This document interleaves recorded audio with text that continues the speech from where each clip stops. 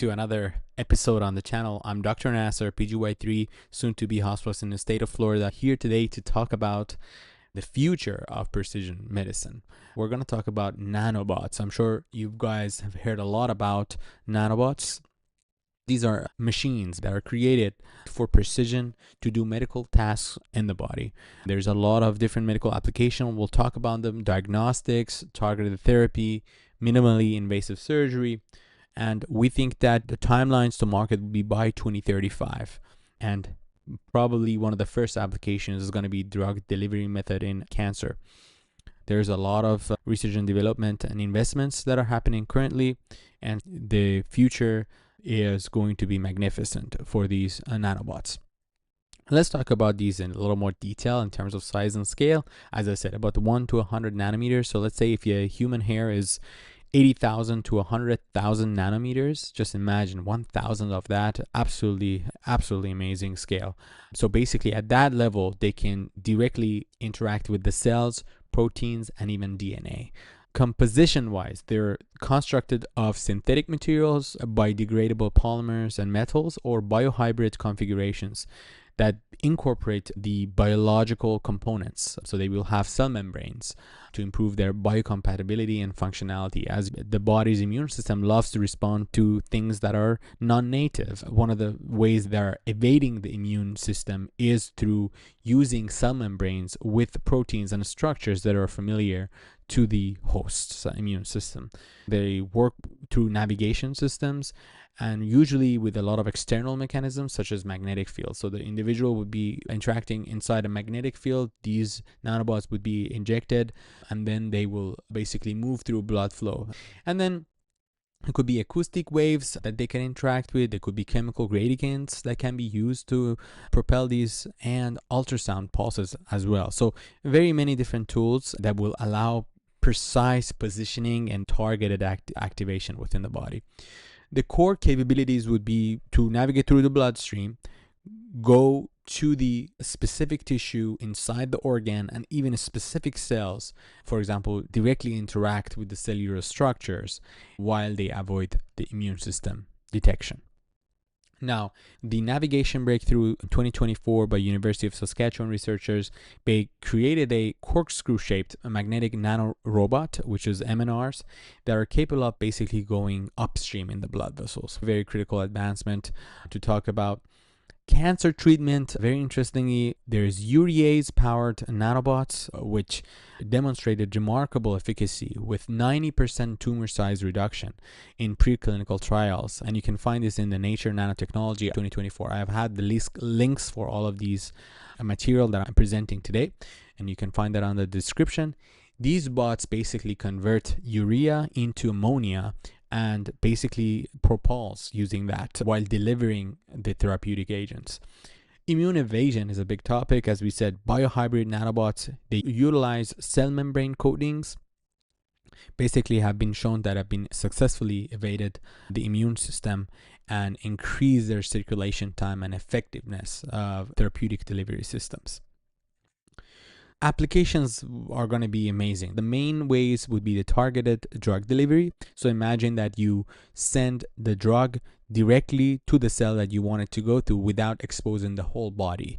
And so you can prevent side effects, you can improve your treatment efficacy, and you can reach sites that would be very difficult for certain drugs to reach, for example, the blood-brain barrier. Now, cancer therapy. The National Cancer Institute trials are exploring the nanobots that can actually identify and penetrate cancer cells to deliver the concentrated doses of the chemotherapy agents and also radiation sources, or even editing the genes within those cancer cells. Now, minimally invasive surgery, basically these nanobots would be able to do precise microsurgical procedures within the body, and there won't be any need to externally incise or do a surgery, right? So they would be able to go within the blood vessels. For example, if somebody has a heart attack and they have cholesterol plaques that are completely with thrombosis blocking their coronary vessels, these nanobots will be able to go to the site and actually clear the blood vessel and do some tissue repair and in terms of, let's say, for urology perspective, if somebody has a stone in the ureter, you could basically inject them into the genitourinary system, into the bladder. They would go up into the ureters and be able to clear the stones. So very many different, you can just infinite number of types of procedures that could be done, and a lot of them that you could not have done before. And another application which I think would be revolutionary for medicine, and you may hear a lot of things about, of course, there are all headlines about humans becoming immortal or things like that. That would be based on the real-time diagnostics and therapeutics. But what I mean by that is these nanobots that could stay in your body, continuously monitor your physiologic parameters, detect disease biomarkers, and basically provide that real-time data to your healthcare provider, or even do personalized interventions and treatments. I wanted to show you the market growth. This is crazy. The first line up here is going to be the total nanobot healthcare market, which includes all of the 4 subtopics that we talked about. This is 2023 all the way up to 2030. So you can see that the total market is expected to grow from $7.1 billion to $12.5 billion.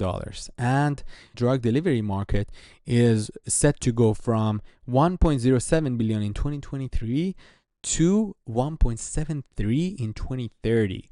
And this is amazing expansion, and just shows you the increased R&D investment from both the public institution, pharmaceutical companies, coupled with the rising demands for solutions that we don't have right now in medicine for complex disease states.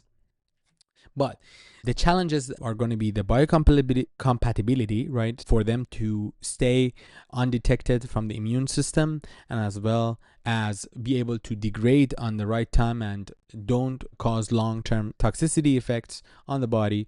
Researchers are developing novel coding strategies, biomimetic designs to address these challenges.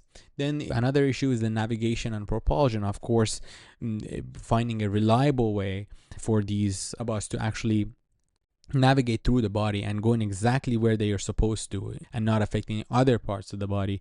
Very important. There's a lot of technologies currently being developed. And then the manufacturing and cost, how are we going to scale up the production so that they're available to everybody? And then, of course, the regulatory pathways of nanobots would be very interesting, a gray area, because they're not really drugs and they're not really devices per se. They could be somewhere between, and that could create some uncertainty. Of course, there's going to be some issues with the ethical aspects of it. If they malfunction, who's going to be in charge? Is it the doctor, the company, the healthcare system, the hospital, wherever you are? Who is going to be responsible for their malfunctioning? Of course, the FDA and the international regulatory bodies are still developing appropriate frameworks for this. The timeline to implementation is going to be right now preclinical and validation and phase 1 and 2 trials. We expect first FDA approvals by 2030 to 2035. And then beyond 2035, for sure, the mainstream integration, the chance of actually AI-powered nanobots that could basically personalize the precision medicine. So a lot of promising applications in the future. And we're all excited. I'm very excited to see how this technology is going to be integrated into our daily lives. Now, the future outlook, as we said, the precision therapeutics that we talked about, the autonomous intervention, the self-guided nanobots performing continuous diagnostics and immediate therapeutics, the integration with the AI to get the real-time based physiologic feedback, and a digital twin pairing. That means nanobots generating data for patient-specific digital models, which help them to basically predict in the future in that specific patient. So I would call this a precision predictive kind of care and treatment simulation. Very interesting. And the convergence of AI with nanobots really is set to cause this paradigm shift in our healthcare, where you could prevent disease before it even appears. You could even change the genetic code to basically become very preventive. A lot of things can be prevented at that point. Guys, thank you so much for being here. If you enjoyed the video all the way up to here, I really appreciate your engagement. If you like, comment, subscribe. Let me know what other topics you want to hear about, or if you have any questions on nanobots. All the links are in the description, and you can go to my Patreon channel to download the summary of this video. The goal is to embrace this revolution that's coming our way as physicians and scientists and people interested in medicine, and participate in these changes, be engaged in these and developing regulatory frameworks, and really staying informed as a person in healthcare.